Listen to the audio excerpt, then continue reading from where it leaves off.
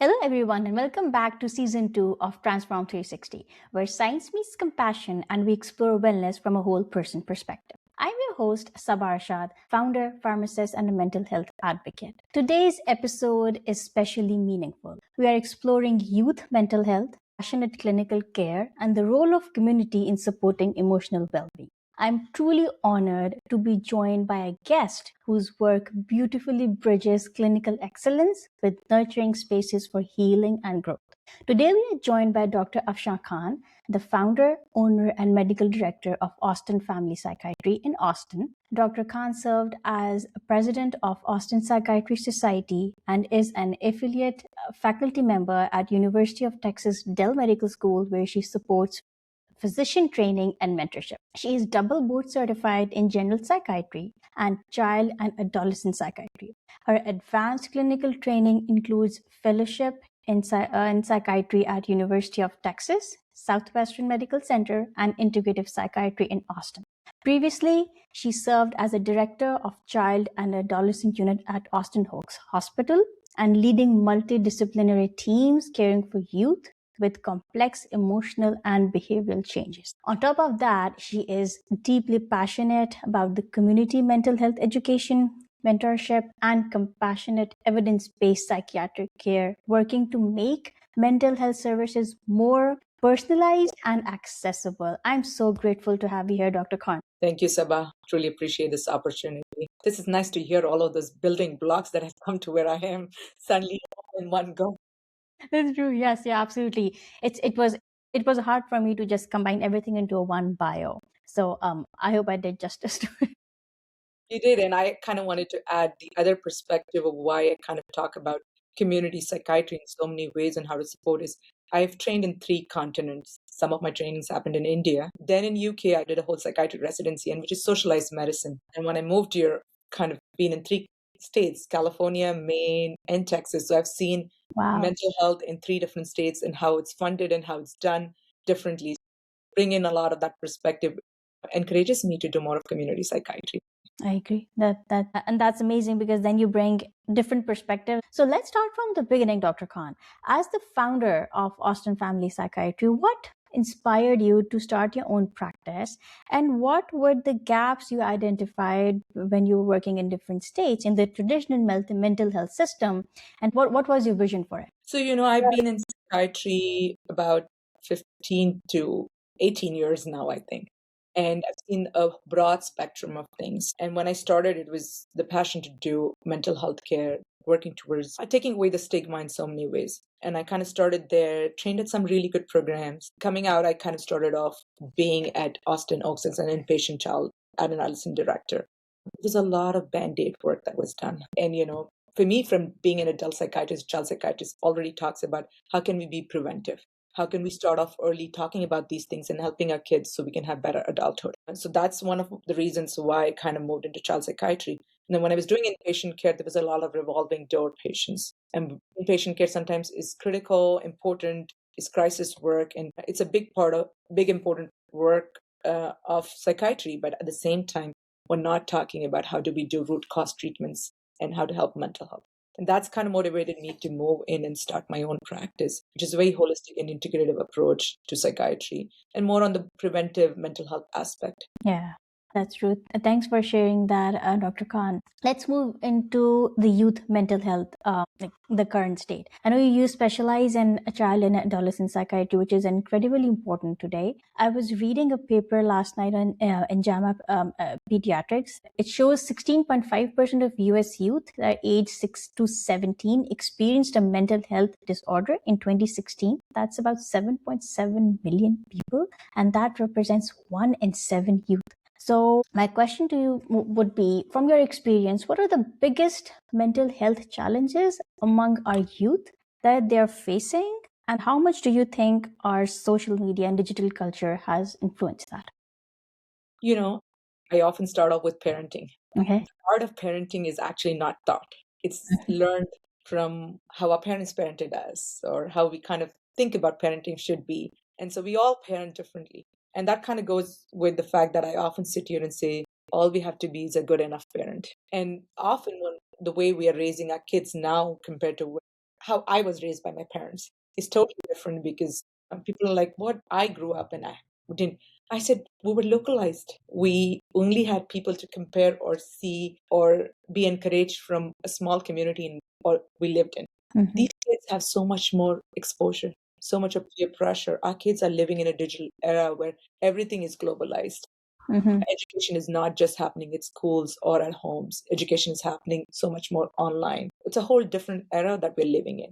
And I think as parents, you often do not see what these kids are going through or know or are being exposed to in so many ways, even with supervised screen times, right? Because you are supervising the screen time, but the kid in your kid's class is probably having a little bit different exposure to things.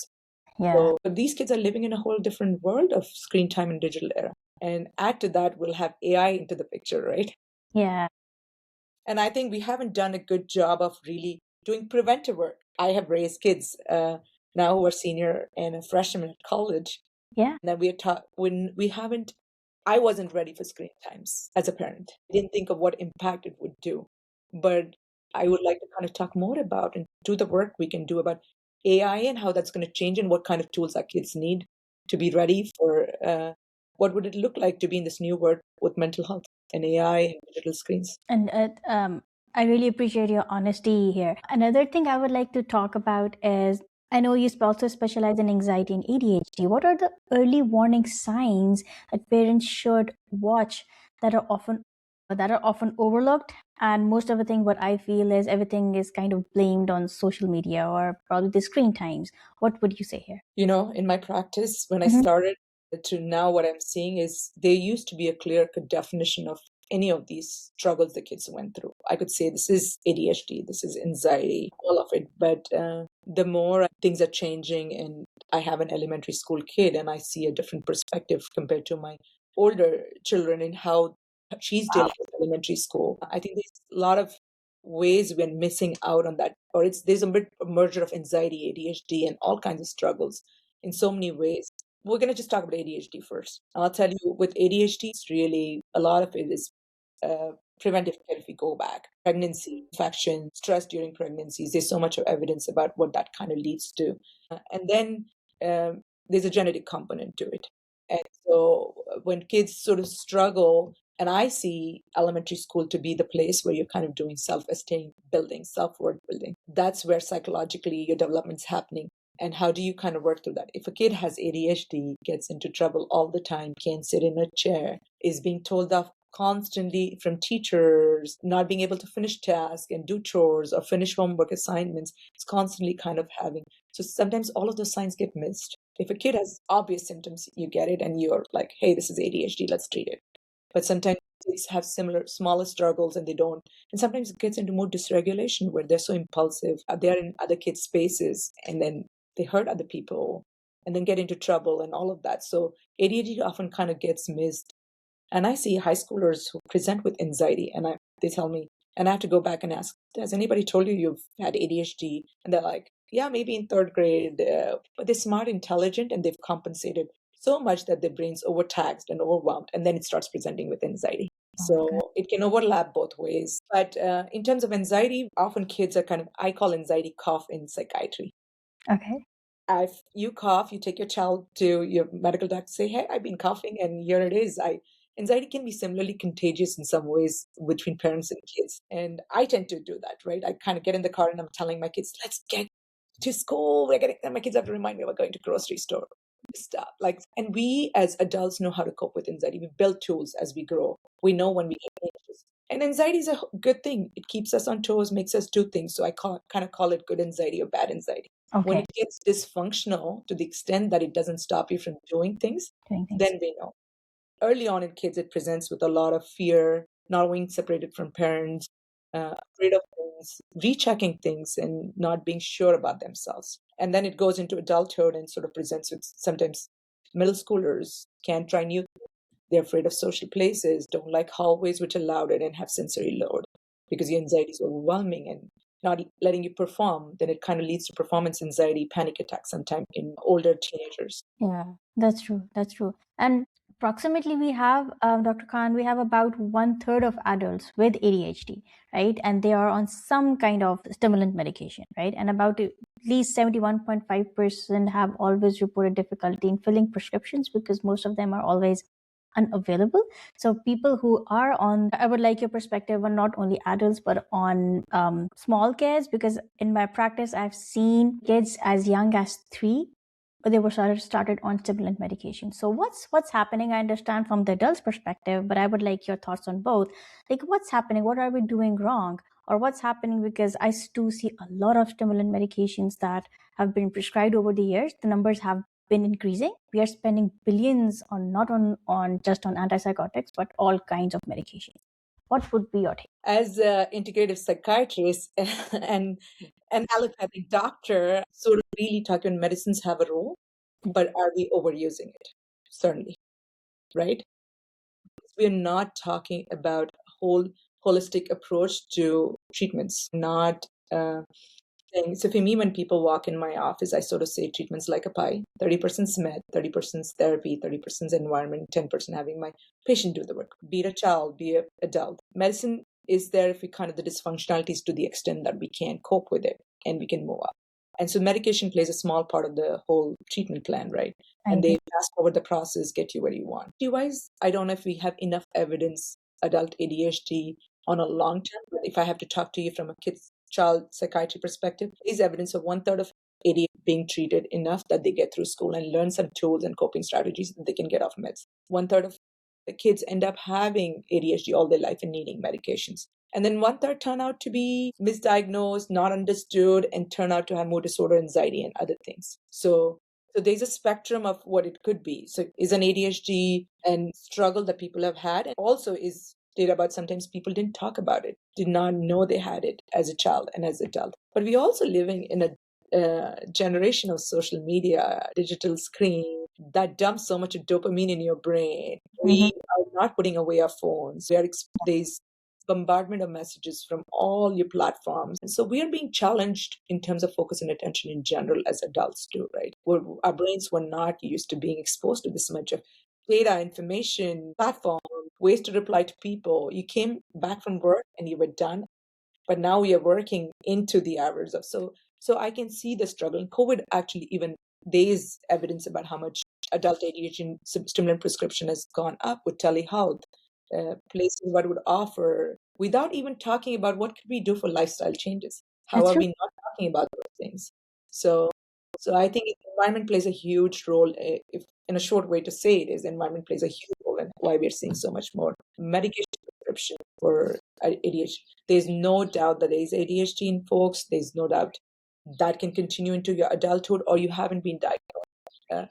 But are we doing other things other than medication? I don't think so, unfortunately. Let's talk more about it. And let's kind of talk about the preventive approach even more, about how much we're letting this addictions and this dopamine dump from screen times and expectations of what people did and what we need to kind of realistic and how do we approach things. Then I totally agree with you with how things have just become fast paced. For us or most of the people, it's easier to just pop a pill, pop a medication into your mouth and just think it would help. But those are just bandages we're putting on. And I hope, people will start looking into the root cause or why those are happening. So you look at how you have some different approaches that could help. And another thing, mostly when we talk about mental health, we talk about generational trauma, right? Especially in our communities and especially South Asian communities, there's a lot of generational trauma. So I will talk more about, why we don't talk about mental health. But if just like, in your opinion, when there's a kid who comes with ADHD or anxiety, because I know there's so many teenagers now dealing with anxiety, they'll be on tons of antidepressants.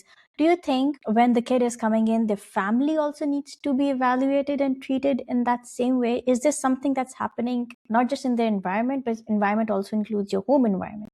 Do you think that should also happen and that's not happening in our community? Totally right. We are a community which have now started talking about trauma-informed care in so many ways. We haven't done that for a long time. And I think there is a shift in the needle in how we are also seeing lifestyle modification, root cause, treatment plans, and people talking about longevity and how to kind of take care of yourself before you have the struggles and illnesses.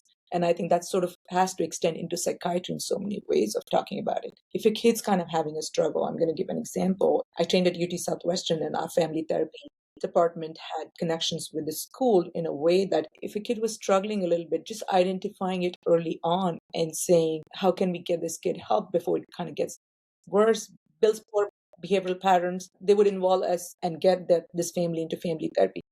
So many times more than often is patients called the victim in a way, or the identified patient, but the kid is identified a patient, but it's really adults who sort of are struggling in communication, co-parenting, even being educated about how to kind of manage this. An ADHD kid, for example, and that's one of the things we provide in our clinic is parent ADHD workshops, which provide more of that nutritional support, involve you because we want to do more of precision medicine of how do we kind of get to not just medicating, but how do we create training programs for the child? I have ADHD maybe, or I may have a brain which kind of thinks too fast.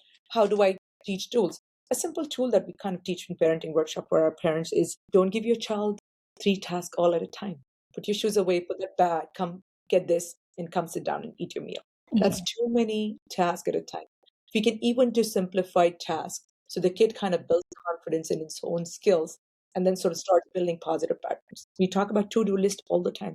What are we doing? We're taking medication. We ADHD tracking sheets. How do you track what this medication is doing for you instead of saying, here is a medication and go take it. But no, it's not working, and kind of doing precision medicine like epigenetics in some ways and saying, how can we support this kid to kind of get the medication, which is at the lowest dose, works better. So we need to start talking about a little more of holistic ways of treating instead of just medication being an answer to everything. I totally agree that I think the amount of medications overuse we have in US is it just. So I'm part of this integrative international nutritional psychiatry program, and part of that program I get to go to UK, Canada, Australia, all of these places. So many food dyes banned in some of these countries. And nutrition is seen in a whole different way. How can nutrition be part of mental health? There's a food and behavioral research that's happening outside the United States at UK. Oxford has a whole department that does all of that research. We're not talking about it. We need to. We need to kind of start talking about healthy kids before we get to unhealthy kids and then we're treating them with meds. That's true. I totally agree that there needs to be not only a cultural but a perspective shift as well. There's so much sugar in everything we eat, unfortunately. That's how many times I ask kids in my clinic, and the amount of Coke and Diet Coke kids are drinking, caffeine drinks, energy drinks as high schoolers. We're not talking about all this. We're not talking about sleep. Yes. Sleep's where all your brain regenerates. We're not talking about it. Yeah, it kind of. How do we help these kids, and how do we kind of create more healthy kids who are creating healthy habits and healthy brains? That's true. I totally agree. Yeah. So we need to talk more. We do. We need to engage in more of these conversations. That's true. Another thing I would like to get your perspective on, especially in our communities, mental health struggles, they're often misunderstood.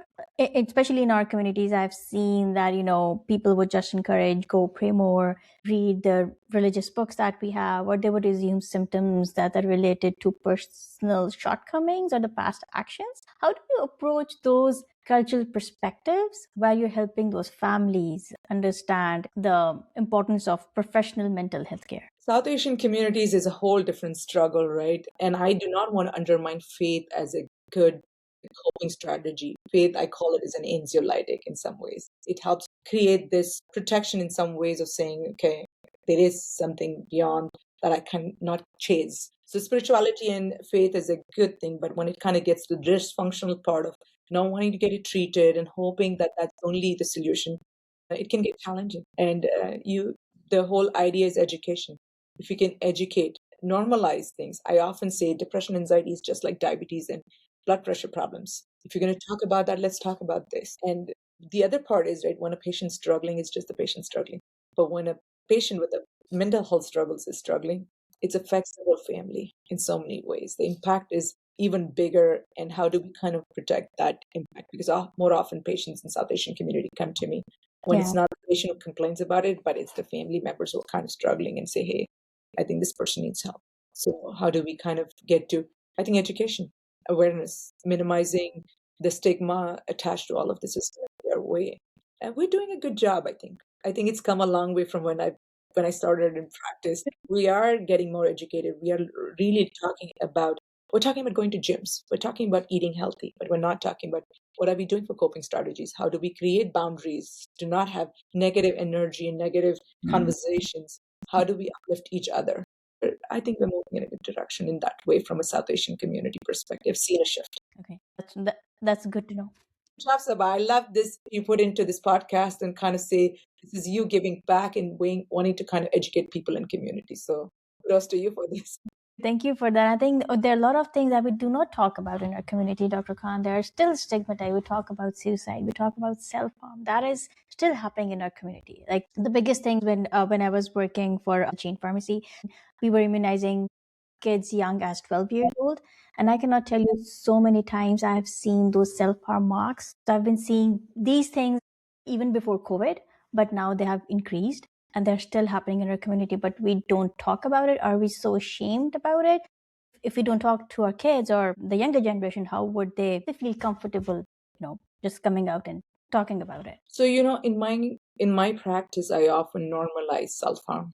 That's the first thing to do, right? It's just validate their pain, acknowledge it, and then say, you are struggling, let's see. And then kind of going from this, self-harm is a coping strategy, just a poor coping strategy. And that's exactly where it goes back again to that.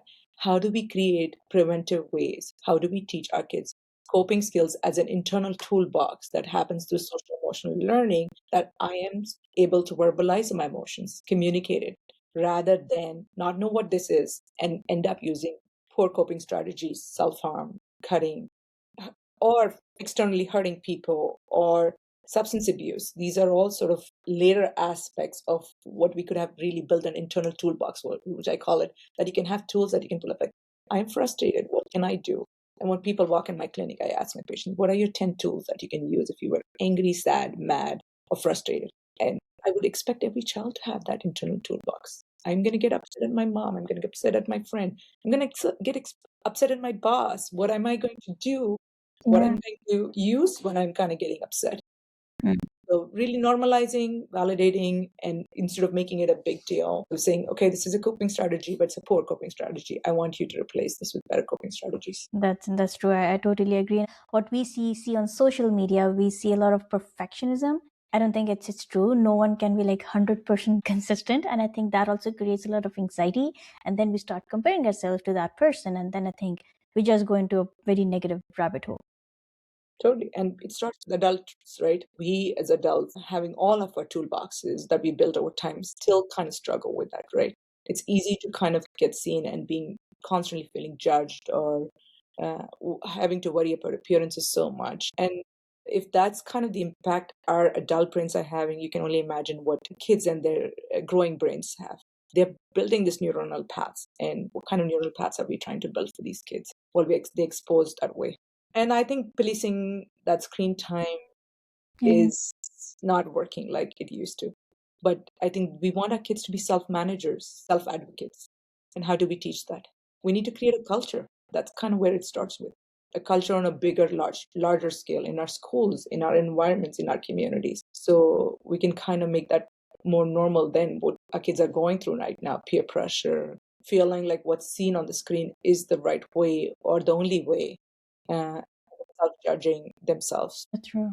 Which brings them to eating disorders. Eating disorder, when I started off 15 years ago, was more of a female population thing. But now we're seeing male eating disorders, increased numbers of those. Where is this coming from? Bulking, muscles, the Batman that I went to a lecture recently where it was talked about eating disorders, and they showed an image of a Batman, which was 10, 15 years ago, was with Robin and Batman standing a little skinny.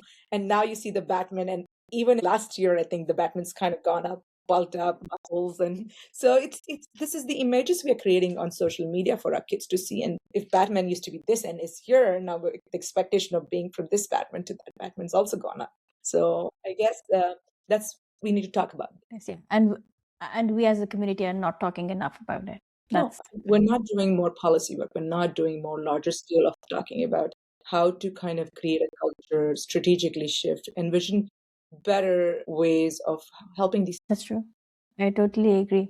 Before we move into our rapid fire round, Dr. Khan, I would like to talk about, I know you're also running for the school board in the Eanes Independent District School District, which is a meaningful leadership role. What motivated you to take this step, and what changes would you like to see at the school district level? So Eanes School Board has 7 members on it, and I'm hoping to be one of those multidisciplinary approach to the school board. Being in the district and practiced the district for 10 years, and I serve this community, these families, these kids in the school district. I've raised 3 girls, 12 years in the school district. I have a freshman in college, senior at high school now, and I have a 4th grader. So I've kind of had this parent perspective of being a parent for this long, and now with this whole passion for education, improving our child health on a larger scale, I'm excited to kind of and honored to be serving our community as a school board member. The goal is that we can kind of talk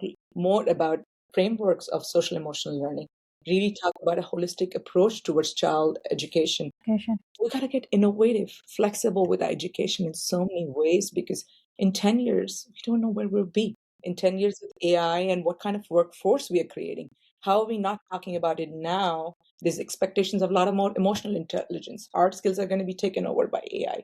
How do we create social skills and soft skills and even more resilience and leadership for every child at every level? Okay, that would be awesome, and best of luck. And there's so much more to do in our community and serve our community. Yeah, no, I'm excited about this opportunity to do it on a larger scale. The community the school has served my kids really well, and this is my time to serve back and give back to this community and bring bigger, hopefully better changes for us to have conversations, because public schools are really center of every community. Okay. I agree. It's important for all of us to kind of support those public schools. I totally agree. Before we wrap up, Dr. Khan, if a young person who is listening to this discussion and they're struggling with anxiety or depression or whatever they're dealing with, what is one message you would want them to hear? One message for, I think, reach out. Reach out is the first thing.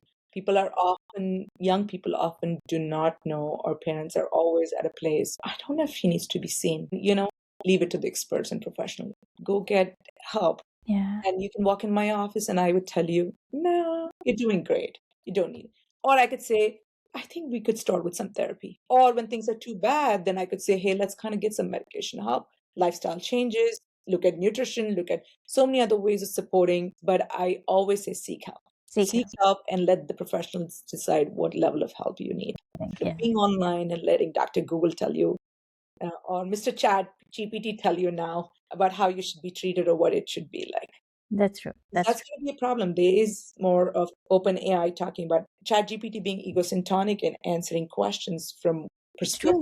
That's going to be a mental health crisis in its own. That's true. And I forgot, I was reading something probably a couple of days back where unfortunately there was someone who were probably had suicidal thoughts, and they were talking to Chat GPT, and I don't think it ended very really. That's it. I think Salesforce and OpenAI is having those conversations, and we need to have those before things get out of hand. That's true. I love that. I love that perspective.